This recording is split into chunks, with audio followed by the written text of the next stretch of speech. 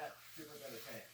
It's porous, meaning that fish will be able to swim through it. They'll also be able to hear under the water. One of the draws was what they're trying to do for Toketay. Southern resident orcas lost 1/3 of their population because of whale captures in Puget Sound in the 1970s. At the time, Ralph Monroe, who would become Washington's 13th Secretary of State, led efforts to shut them down. State officials were able to get a restraining order against SeaWorld to prohibit it from conducting any more captures. And a couple years later, in October of 1972, the Marine Mammal Protection Act was signed into law by President Richard Nixon. The national policy prohibits taking marine mammals in U.S. waters, but nothing has been passed by Congress to end their captivity. Over the years, Toketay has been given several different names. She got the name Toketay first by the Seaquarium veterinarian who was sent to choose a whale to buy. According to the Orca Network, the vet picked her name after seeing Toketay at a shop at Pike Place.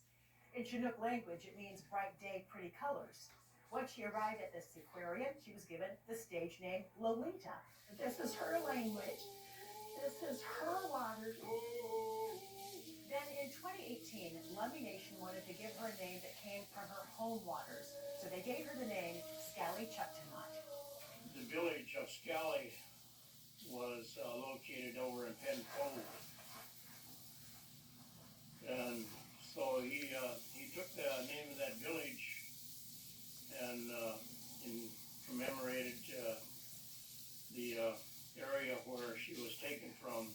The tribe says the last two syllables roughly mean female from, making it female from Penn Cove.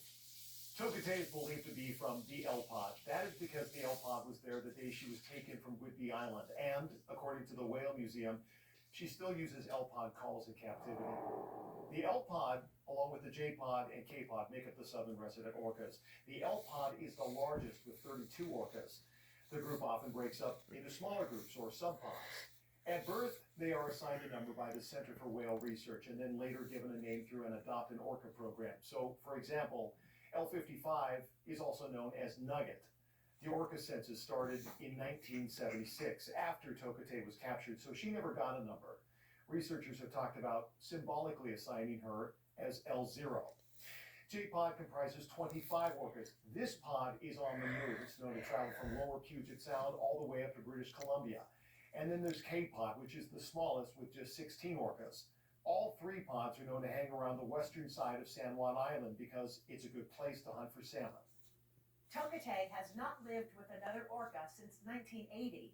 When she arrived at the Miami Seaquarium in September of 1970, she was put into a tank with Hugo, another orca captured near Puget Sound. This is video of the two of them performing together in the 70s. They lived in what was called the Whale Bowl, an 80 by 35-foot tank. And this is where her remarkable character begins to show, that she accepted her circumstances. That's the way it is. Okay, I've got to live my best life in this circumstance, in this tank. Hugo died in 1980 from a brain aneurysm after repeatedly banging his head against the tank wall.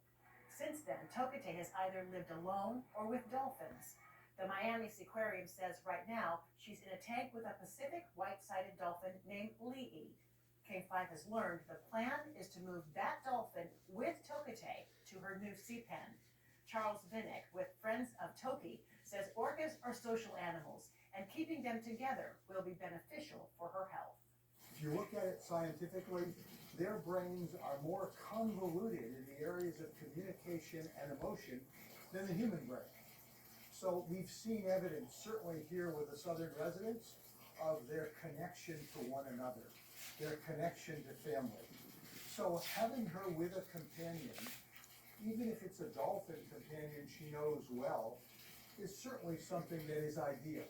Vinnick says they still need to make sure that regulators agree with all of these steps, but they're hopeful she won't be alone in the sea pen. He also says the trainers Toketay depends on most will be coming with her for the move. making Tokute feel at home before she even begins her journey. Sirens and all kinds of stuff that she's hearing in the air, in the waters, and she can't get away from any of that. The plan to play sounds from Puget Sound to help her adjust. Plus, it's been a long time coming for those who consider Tokite family. It's the healing of a family. It's the healing and reunification with her mother, her family, her relatives with us. The worldwide support she's getting from the Lummi Nation, and it's hopes for her when she returns to the waters where she was born free. Everyone will be welcome to sing songs and joy and love, to let her know she's home.